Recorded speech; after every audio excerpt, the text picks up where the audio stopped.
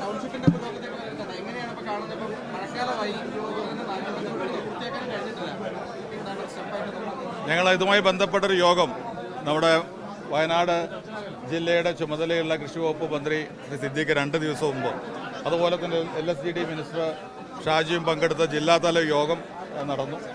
എനിക്കന്ന് disaster മീറ്റിംഗുമായി ബന്ധപ്പെട്ട ഒരു യോഗം തിരുവനന്തപുരത്തുള്ളതുകൊണ്ടാണ് എത്താൻ കഴിയാതെ പോയത്. അതുകൊണ്ടാണ് ഇന്നേക്കൊരു വിസിറ്റ് വെച്ചത്. ഞങ്ങളെ സംബന്ധിച്ച് UDF-നെ സംബന്ധിച്ചിടത്തോളം ഒറ്റ മുൻവിധി മാത്രമേ ഉള്ളൂ. എത്രയും പെട്ടെന്ന് വേഗത്തിൽ ഇതുമായി ബന്ധപ്പെട്ടവർക്ക് ലഭിക്കേണ്ട സേവനങ്ങൾ, അത് വീട് ഉൾപ്പെടെയുള്ള കാര്യങ്ങൾ, അത് അവർക്ക് എത്തിക്കുക എന്നുള്ളത് തന്നെയാണ് യുദ്ധകാലാടിസ്ഥാനത്തിലുള്ള ഞങ്ങളുടെ അജണ്ട. അത് നടപ്പാക്കുന്നതിന് വേണ്ടിയുള്ള നിർദ്ദേശം കഴിഞ്ഞ യോഗത്തിൽ മന്ത്രിമാർ സിദ്ദീഖ് ഉൾപ്പെടെ നൽകിയിട്ടുണ്ട്. അപ്പോൾ എത്രയും പെട്ടെന്ന് ഇത് നമുക്ക് പ്രായോഗിക തലത്തിൽ എത്തിക്കുക എന്നുള്ളതാണ്. 2 വർഷമായിട്ടും ഊരാളുകളെ സംബന്ധിച്ചുള്ള പണി പൂർത്തിയാക്കാൻ കഴിഞ്ഞിട്ടില്ല. 178 വീടുകളുടെ ഉദ്ഘാടനമൊക്കെ കഴിഞ്ഞെങ്കിൽ ആ വീടുകളിലേക്ക്, എല്ലാ വീടുകളിലേക്കൊന്നും ആളുകൾ താമസത്തിന് എത്തിയില്ല.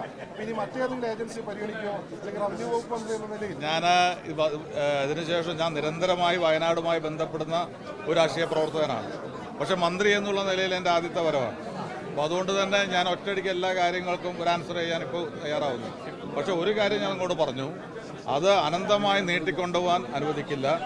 എത്രയും പെട്ടെന്ന് അത് ജനങ്ങൾ അതുമായി ബന്ധപ്പെട്ട ആളുകൾക്ക് ഇത് എത്തിക്കുക. വീടാണെങ്കിൽ വീട്, മറ്റ് സഹായമാണെങ്കിൽ സഹായങ്ങൾ ഒരു തടസ്സവുമില്ലാതെ എത്തിക്കാനുള്ള ശ്രമമുണ്ടാകും. കാര്യമാണല്ലോ, ഇനി ആളുകൾ വേണം. UDF അഗ്രസീവായി വിഷയം ഉയർത്തിക്കൊണ്ടുവന്നതാണ്. പല ആളുകളും അർത്ഥരാണെങ്കിലും ദുരന്തബാധിതരാണെങ്കിലും പുറത്തു നിൽക്കുക.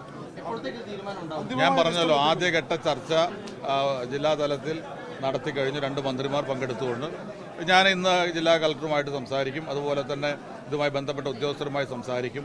ഒറ്റയടിക്ക് എല്ലാ കാര്യങ്ങൾക്കും ആൻസർ ചെയ്യാൻ പറ്റില്ല.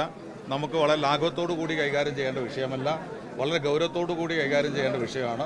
അതുകൊണ്ട് തന്നെ വളരെ പെട്ടെന്ന് തന്നെ ചർച്ച അനന്തമായി നീണ്ടുപോകില്ല.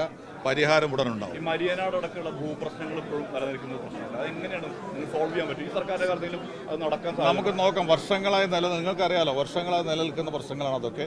നമുക്ക് അത് എങ്ങനെ നമുക്ക് പരിഹരിക്കാൻ കഴിയും എന്നുള്ളത് ഗൗരവമായി തന്നെ പരിശോധിക്കും. UDF ഗവൺമെൻറ് വയനാടിനെ സംബന്ധിച്ചിടത്തോളം വലിയ രീതിയിലുള്ള പരിഗണന നൽകുമെന്നുള്ളത് വരും ദിവസങ്ങളിൽ നിങ്ങൾക്ക് ബോധ്യമാകും. മറ്റൊരു കാര്യം, കോൺഗ്രസിന്റെ വീടുകളെ സംബന്ധിച്ചാണ് തെരഞ്ഞെടുപ്പിൽ LDF ഒക്കെ വലിയ പ്രചാരണമായിട്ട് എടുത്ത ഫണ്ട് എവിടെ, വീട് എവിടെ എന്നുള്ള ചോദ്യം ഉയർത്തി വലിയ പ്രചാരണം നടത്തിയതാണ്.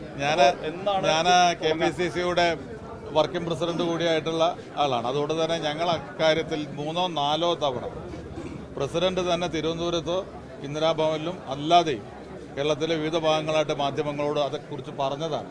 ഞങ്ങൾക്ക് ലഭിച്ച തുക, അതുമായി ബന്ധപ്പെട്ട കാര്യങ്ങളൊക്കെ പറഞ്ഞതാണ്. ഇപ്പോൾ ഞങ്ങൾക്ക് വർക്ക് തുടങ്ങാനുള്ള എല്ലാ കാര്യങ്ങളും ആയിക്കഴിഞ്ഞു. പക്ഷേ സാങ്കേതികമായ ചില പ്രശ്നങ്ങളുണ്ട്, ചില അംഗീകാരങ്ങൾ വാങ്ങേണ്ടതുണ്ട്. അതിനുള്ള താമസം മാത്രമേ ഉള്ളൂ.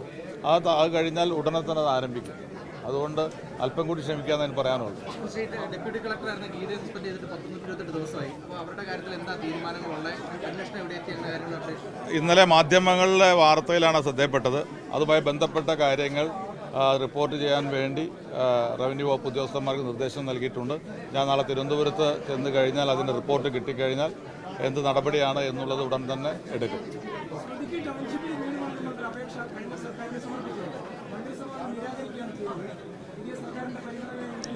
ഞാൻ പറഞ്ഞല്ലോ, എല്ലാ ചോദ്യങ്ങൾക്കും ഒറ്റയടിക്ക് ഉത്തരം പറയാൻ കഴിയുന്ന സാഹചര്യമല്ല. ഓരോന്നായി എടുത്ത് പരിശോധിച്ച് എന്ത് ചെയ്യാൻ കഴിയും എന്ന് ആലോചിച്ചതിന് ശേഷം മാത്രമേ നമുക്ക് ചെയ്യാൻ കഴിയൂ. അപ്പോൾ അതുകൊണ്ട് എല്ലാ ചോദ്യങ്ങൾക്കും ഉത്തരമായിട്ട് ഇന്നത് ചെയ്യുമെന്ന് പറയാൻ പറ്റില്ല. പക്ഷേ പോസിറ്റീവായിട്ട് ഞങ്ങൾ ചെയ്യും. അർഹതപ്പെട്ട ആളുകൾക്ക് ലഭിക്കേണ്ട ആനുകൂല്യങ്ങൾ, വീടുൾപ്പെടെയുള്ള കാര്യങ്ങൾ, മറ്റ് സേവനങ്ങൾ, മറ്റ് അവകാശപ്പെട്ട കാര്യങ്ങൾ അത് ലഭിക്കുന്നതിനുള്ള ശ്രമം ഞങ്ങളുടെ ഭാഗത്തുനിന്നുണ്ടാവും.